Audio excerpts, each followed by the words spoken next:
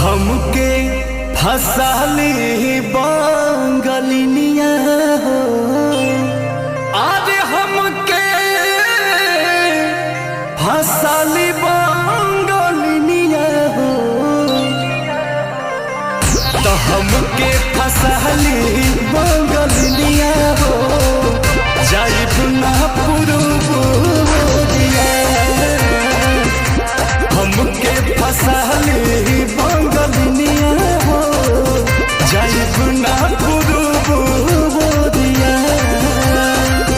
भल नाही करब हम नौकरिया हो, भल नाही करब हम नौकरिया हो, जाइब ना पुरुबोरिया हमके फसा